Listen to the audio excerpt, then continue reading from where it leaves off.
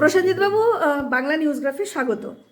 প্রসঙ্গত দেশের স্বরাষ্ট্রমন্ত্রী তিনি এলেন বঙ্গ সফরে এবং তিনি সাংবাদিক সম্মেলনও করলেন, কর্মীদের উদ্দেশ্যে তিনি বৈঠকও করলেন এবং 2026কে মাথায় রেখে তিনি একটি দিক নির্দেশ করে দিয়ে গেছেন। সেখানে অনেকগুলো কথা তিনি কর্মীদেরকে বলেছেন, যারা পদাধিকারী আছে তাদের কিছু নির্দেশ দিয়েছেন এবং সেখানে শুধুমাত্র টিকিট পাওয়ার জন্য এসে টিকিট পাবে এই ধরনের বিষয়ে 2026-এ হবে না, কাজ করতে হবে, পারফরমেন্স দেখাতে হবে এবং যারা পদে আছেন বা যারা একদম একনিষ্ঠ কর্মী তাদের উদ্দেশ্যেও বলেছে মিনিমাম সপ্তাহে 4 দিন মাঠে নেবে, তাদের নিজেদের এলাকায়, লোকাল এলাকায় কাজ করতে হবে, মানুষের সাথে জনসংযোগও বাড়াতে হবে। কি বলবেন? প্রথমে বাংলার নিউজগ্রাফের সকল দর্শককে আমার বিনম্র নমস্কার। দেখুন, অমিত শাহজি ভারতবর্ষের চাণক্য। আজকে নরেন্দ্র মোদীজি ভারতবর্ষের যশস্বী প্রধানমন্ত্রী হয়েছেন, সেখানে অমিত শাহজিরও অনেক বড় ভূমিকা রয়েছে। সংগঠনের দীর্ঘদিনের অভিজ্ঞতা, একদম গ্রাসরুট লেভেল থেকে সংগঠন করে আসা লোক। উনি বাংলার পালস বুঝতে পেরেছেন যে 2026 তৃণমূলের বিসর্জন, ভারতীয় জনতা পার্টি এখানে সরকার করবে। উনি কর্মীদের যে দিশা নির্দেশ দিলেন, আজকে ওনার মতো একজন গৃহমন্ত্রী উনি এসে প্রত্যেকটা শক্তি প্রমুখের পদাধিকারী, শক্তি প্রমুখের ইনচার্জ আর শক্তি প্রমুখের লিডারদের সাথে বৈঠক করেছেন, একদম গ্রাসরুট লেভেলে। তাদেরকে বলে দিয়েছেন যে সংগঠনই শেষ কথা, সংগঠনই শক্তি। আজকে সংগঠনই শক্তি বলেই আজকে ভারতীয় জনতা পার্টি সারা ভারতবর্ষের যেদিকে তাকাবেন সেখানে ভারতবর্ষের সরকার ভারতীয় জনতা পার্টি। তাই আগামী দিন ডক্টর শ্যামাপ্রসাদ মুখোপাধ্যায়, যার হাত ধরে ভারতীয় জনসংঘের প্রতিষ্ঠা হয়েছে, বর্তমান ভারতীয় জনতা পার্টির প্রতিষ্ঠা হয়েছে, সেই রাজ্যে যতক্ষণ না ভারতীয় জনতা পার্টির সরকার গড়ে উঠছে তার সার্কেলটা কমপ্লিট হচ্ছে না। তাই অমিত শাহজি থেকে মোদিজি সকলেই খুব বিশেষ আগ্রহ যে পশ্চিমবঙ্গে এবার 2026-এ ভারতীয় জনতা পার্টির সরকার গড়বে। অমিত শাহজি আসার পরে কর্মীদের প্রচণ্ড আনন্দ, উৎসাহ এবং জোশ, উদ্দীপনা সবকটাই বৃদ্ধি পেয়েছে। উনি পরিষ্কার বলেছেন যে আপনি আগে এগিয়ে চলুন, পিছিয়ে যাওয়ার কোনো জায়গা নেই, এগিয়ে চলুন, আপনার জন্যে জয় অপেক্ষা করছে। আর আপনার জয় মানে ভারতীয় জনতা পার্টির জয়, শ্যামাপ্রসাদজির আদর্শ প্রতিষ্ঠা করা। তাই আজকে দাঁড়িয়ে আমি বলতে পারি যে আগামী 2026-এর নির্বাচনে ভারতীয় জনতা পার্টি এখানে প্রতিষ্ঠিত হবে। আর যারা মনে করছে যে 2026-এর ভোটের আগে তৃণমূল থেকে ভারতীয় জনতা পার্টিতে এসে টিকিট নেব, 2021-এ আমরা দেখেছি প্রায় 160 জনের কাছাকাছি টিকিট যারা তাদেরকে দেওয়া হয়েছিল, তাদের মধ্যে খুবই কম তারা প্রার্থীরা জয়ী হতে পেরেছিল। আমরা 2024-এও কিছু আমরা তার পরীক্ষা করেছি। তাই আজকের দিনে অমিত শাহজি পরিষ্কার সেই কথাটাকে কর্মীদের উদ্দেশ্যে বলে গেছেন যে ভারতীয় জনতা পার্টির যে ভোট হয়, সিম্বলে ভোট হয়, মোদিজি আমাদের প্রধানমন্ত্রী, তাই যারা অন্য পার্টির থেকে আসবে তাদের ভারতীয় জনতা পার্টিতে এসে ভারতীয় জনতা পার্টিতে বিলীন হতে হবে এবং ভারতীয় জনতা পার্টির ঝান্ডা হাতে রাস্তায় মানুষের পাশে পৌঁছে কাজ করতে হবে। কাজ করার পরে যদি তার যোগ্যতা নির্ণায়ক হয় তবে ভারতীয় জনতা পার্টি অবশ্যই তার জন্য বিচার করবে। দিলীপ ঘোষকে আবার ফেরানো হলো, তিনি ডাক পেলেন, তিনি গিয়েছিলেন, মধ্যাহ্নভোজনও করলেন। কিন্তু এই যে দিলীপ ঘোষের কামব্যাক, কারণ তিনি অবশ্যই রাজনীতিতেই ছিলেন, বিজেপিতেই ছিলেন, কিন্তু কিছুটা পিছিয়ে ছিলেন, মানে কিছুটা রাজনীতি থেকে বিরত ছিলেন। তার এইভাবে আবার ঠিক নির্বাচনের আগে 2 মাস বাকি, তার আগে এইভাবে তার আবির্ভাবকে কিভাবে দেখছেন? দেখুন, দিলীপদার কামব্যাক আমি মনে করি না, কেন দিলীপদা বিজেপিতেই ছিল। দিলীপদা একসময় রাজ্য সভাপতি হওয়ার পরে ভারতীয় জনতা পার্টিকে 18টা এমপি, 77টা এমএলএ দিলীপ দার নেতৃত্বে আমরা পেয়েছিলাম। কিন্তু প্রসেনজিৎ দা, আমি ইন্টারাপ্ট করছি, যেখানে দিলীপ দার নেতৃত্বে বিজেপির এই উত্থান এবং এই রেজাল্ট এসছিল, সেখানে দিলীপ ঘোষের মতন মানুষকে কোথাও একটু পিছিয়ে দেওয়া বা কোণঠাসা করে দেওয়া বা তাকে নিজের কেন্দ্র থেকে সরিয়ে অন্য কেন্দ্রে পাঠিয়ে কোথাও তার হেরে যাওয়া, এটা কি শুধুমাত্রই রাজনৈতিক একটা বিষয় নাকি এর ভিতরে চক্রান্ত আছে? আপনি দীর্ঘদিনের কর্মী, কি মনে করেন? দেখুন, অমিত শাহজি কেন্দ্রীয় সভাপতি ছিল। আজকে আমরা কার্যকারী সভাপতি করলাম কাকে? নিতিন নবীন সিনহাজিকে। নিতিন নবীন সিনহাজিকে কজন চিনত? তিনি তো এমএলএ ছিলেন।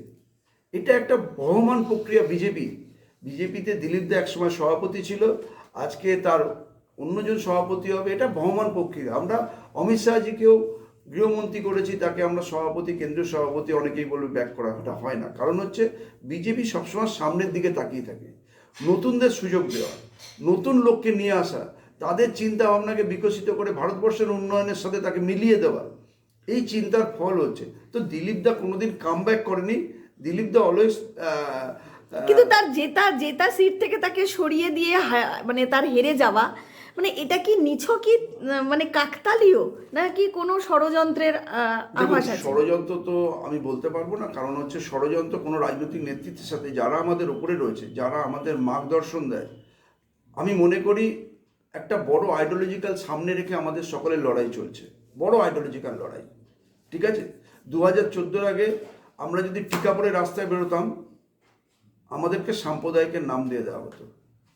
হ্যাঁ, মাথায় কেউ টিপ পরে বেরোলে বা কেউ বৈষ্ণব টিকা পরে বেরোলে আমাদের সাম্প্রদায়িক নাম দেওয়া হতো। ঠিক আছে, মোদিজি আসার পরে আমরা দেখেছি যে আমরা আমাদের সনাতন ধর্মের, আমাদের যে ধর্মের রীতি রেওয়াজ, সেগুলো আমরা সুষ্ঠুভাবে পালন করতে পারছি। তো এটা কামবাকও না, আর কোনো ষড়যন্ত্রও না। এটা দিলীপদা বলেই সম্ভব হয়েছে যে আমরা নতুন জায়গায়, যেখানে বিজেপি নতুনভাবে প্রতিষ্ঠা পেতে চাইছে, সেখানে তো পার্টির সবচেয়ে বড় সুপ্রিমোকে সামনে এগিয়ে দেয়।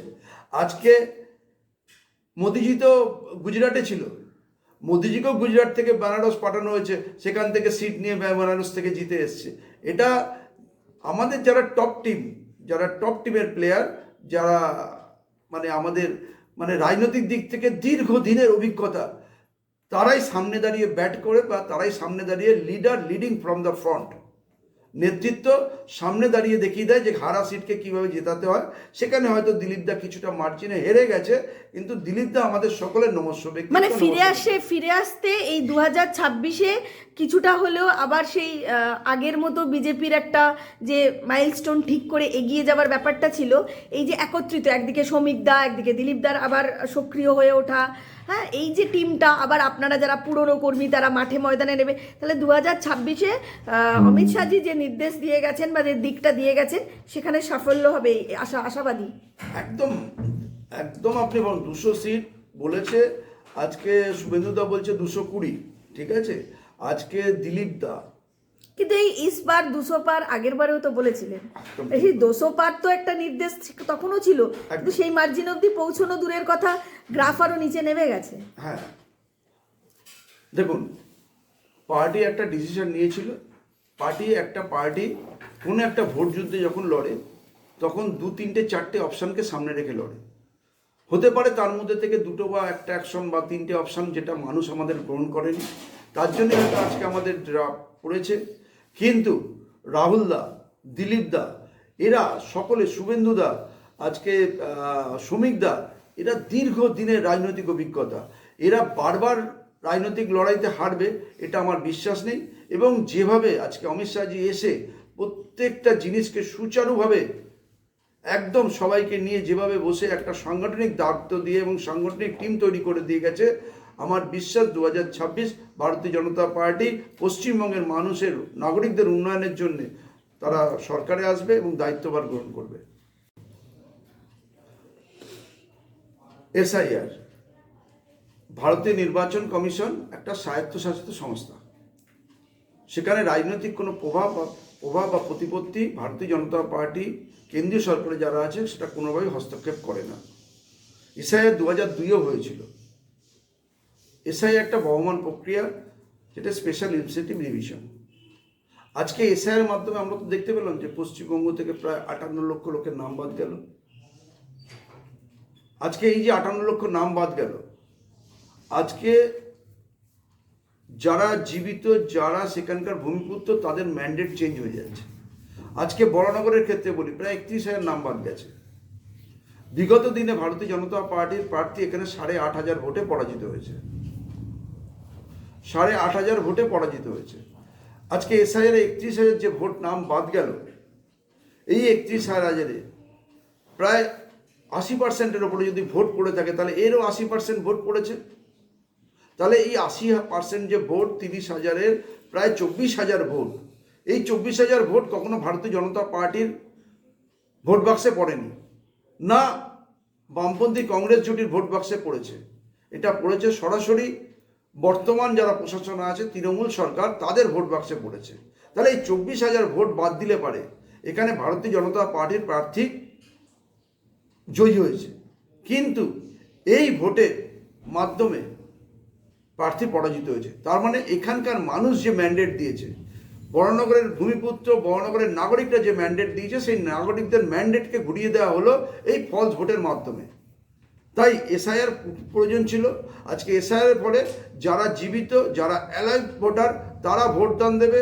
ভোট দেওয়ার পরে তারা তাদের এলাকায় কাকে দায়িত্বভার অর্পণ করবে, যার উপরে দায়িত্বভার অর্পণ করবে, সেই এখানকার কার্য করার অধিকার পাবে। কিন্তু এই এসআইআর নিয়ে তৃণমূল কংগ্রেসের এত বিরোধিতা কেন? কারণ এসআইআর আরও অনেক রাজ্যে হয়েছে, সেখানে তো আমরা এই চিত্র দেখিনি। এখানে এসআইআর শুরু হওয়া থেকেই তৃণমূল কংগ্রেস এবং মুখ্যমন্ত্রী মমতা বন্দ্যোপাধ্যায় পথে নামার কথা বলছেন, বারবার বিরোধিতা করছেন, বারবার বলেছেন একটা নাম বাতিল গেলে, বাদ চলে গেলে আমরা রাস্তায় নামবো। মানে কেন এত বিরোধিতা কেন? দেখুন, এই এসআইআর নিয়ে মমতা ব্যানার্জি একসময় রোহিঙ্গা বাংলাদেশি ভোটার নিয়ে আমরা দেখেছি সংসদে উনি কাগজ ছুঁড়ে দিয়েছিলেন, সংসদে কাগজ ছুঁড়ে ফেলে দিয়েছিলেন যে এই নাম বাতিল করতে হবে, এত ফলস ভোটার আছে।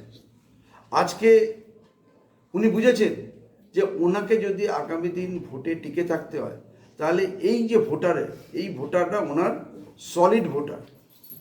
উনি দেখুন, নরেন্দ্র মোদীজি মানে বলছেন ভুয়ো ভোটার নিয়ে ওনার ভোট, যেটা ভুয়ো ভোটার আর মাইনরিটি ভোটটাই ওনার ভোট ব্যাংক।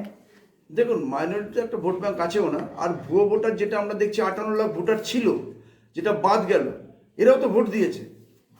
আজকে যদি তাই মমতা বন্দ্যোপাধ্যায় ভয় পাচ্ছে যে ভুয়ো ভোটার চলে গেলে ওনার ভোট ব্যাংকে কোপ পড়বে। না, আমি এটা বলতে পারবো না যে উনি ভোটটা পেয়েছেন কেন, এখনো ভোট বাক্সের এমন কোনো প্রসিডিওর নেই যেখানে দেখতে পাওয়া যাবে যে এই ভোটটা উনি পড়েছেন। কিন্তু 58 লাখ যে ভোটারটা বাদ গেল, যদি 80% ভোট পড়ে থাকে, তাহলে 58 লাখের 80% ভোট পড়ে যেত।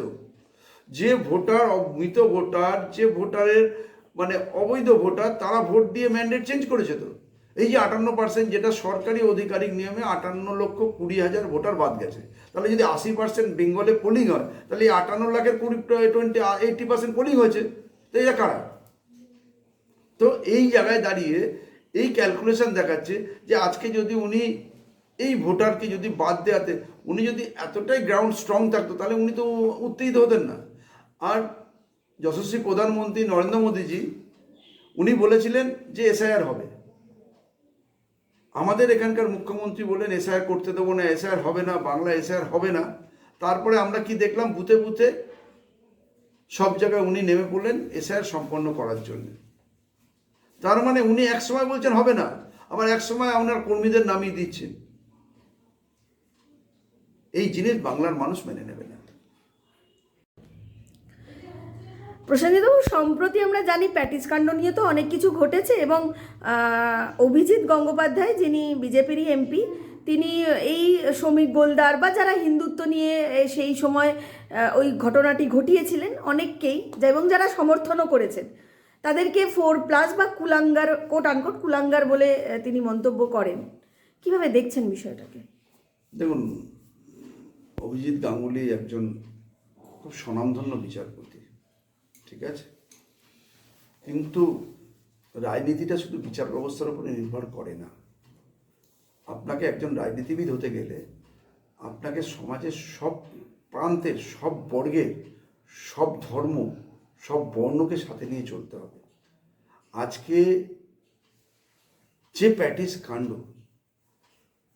সেই প্যাটিস কাণ্ডে আজকে ওখানে অনেক বৈষ্ণব আছেন, যারা সারা জীবন ধরে কোনো রকম আমিষ গ্রহণ করেন না, সেখানে দাঁড়িয়ে গীতা পাঠে আমি বুঝতাম যে অন্য কোনো সম্মেলন হচ্ছে, তাহলেও না বুঝতাম, কিন্তু গীতা পাঠ স্পেশালি মেনশন করা আছে, সেখানে প্যাটিস বিক্রি করাটা আমার মনে হয় আবার নাম লুকিয়ে, এটা গ্রহিত কাজ, নাম লুকিয়ে প্যাটিস বিক্রি করা গীতা পাঠের অনুষ্ঠানে উনি হয়তো দৃষ্টিতে বলেছেন, এটা ঠিক না। আর একটা কথা বলি, ধর্ম রক্ষতি রক্ষার্থে, গীতার কথা আছে। তাহলে এই রক্ষার্থে কি আপনারা অসীম সরকারের পাশে দাঁড়াবেন? কারণ ইতিমধ্যে উনি যে বক্তব্যটা রেখেছেন, ওনার এগেনস্টে বিভিন্ন জায়গায় বিভিন্ন থানায় এফআইআর শুরু হয়েছে এবং ওনাকে কিন্তু খোলা চ্যালেঞ্জ দেওয়া হচ্ছে। উনিও বিজেপিরই একজন এমএলএ। কোথাও কি আপনারা এই যে বললেন ধর্ম রক্ষার্থে পাশে থাকতে হয়, তাহলে কি আপনারা দল থেকে বা আপনারা যারা বিজেপির অসীম সরকারের পাশে দাঁড়াবেন? দেখুন, দলের পাশে থাকবে কিনা দল নির্ণয় নেবে, দলের নির্ণয় শ্রমিকদের হাতে, শ্রমিকরা সেই ব্যাপারে ডিসিশন নেবে। কিন্তু আমরা কি দেখলাম নূপুর শর্মার ক্ষেত্রে, এখন আজকে অনেক জায়গাতে নো এন্ট্রি আছে, আপনি ঢুকতে পারবেন না। ভারতবর্ষ তো সেকুলার রাষ্ট্র, তাহলে সেখানে কেন নো এন্ট্রি আছে? আর এটার সাথে সাথে এটাও মাথায় রাখতে হবে যে কোনো এক সম্প্রদায়ের 56টা দেশ আছে, আমরা কিন্তু আমাদের অস্তিত্ব রক্ষার লড়াইতে ভুগছি, ঠিক আছে? এটাকেও মাথায় রাখতে হবে। আমাদের জন্য অন্তত শ্বাস প্রশ্বাস নেওয়ার একটা জায়গা, আমরাও পৃথিবীর বুকে মানুষ, আমাদের জন্য যেন একটু জায়গা থাকে, তার অধিকার রক্ষার্থে আমরাও একটু মানুষের কাছে আবেদন করতে পারি, যাতে হিন্দুদের জন্য একটা জায়গা অন্তত অ্যালটেড করা থাকে। আজকে বাংলাদেশে আমরা কি দেখতে পাচ্ছি, সেখানে মাইনরিটি সম্প্রদায়ের চন্দন দাস থেকে শুরু করে অমিত মণ্ডল থেকে শুরু করে দীর্ঘদিন ধরে ইতিহাস আছে। 1947 সাল থেকে যদি আপনি দেখেন, গ্রেট ক্যালকাটা কিটিং, নোয়াখালীর দাঙ্গা, আজকে সুচেতা কিপলানিকে সাইনাইড সাথে করে নিয়ে বেরোতে হতো। ইতিহাস বলছে কেন, তার কারণ হচ্ছে ওনার এগেনস্টে এক ফতোয়া জারি করেছিলেন যে ওনাকে যদি বলাৎকার করা যায় গাজী উপাধি দেওয়া হবে। তো এই ইতিহাস আজকের ইতিহাস না, দীর্ঘদিনের ইতিহাস। তাই আমাদের যারা সনাতনপন্থী, তারা তো সব জায়গায় মারই খাচ্ছে, আজকে বাংলাদেশ থেকে শুরু করে সব জায়গাতে। আজ অবধি দেখবেন না হিন্দুরা কোনো জায়গায় কোনো কাউকে দখল করে নিয়েছে। তাই সনাতনীদের জন্য একটু জায়গা থাক, যাতে তারা তাদের ধর্ম আচার ব্যবহার পালন করতে পারে, আবার সবাই সবার মতো বেঁচে থাকুক। অসংখ্য ধন্যবাদ প্রসেনজিৎ।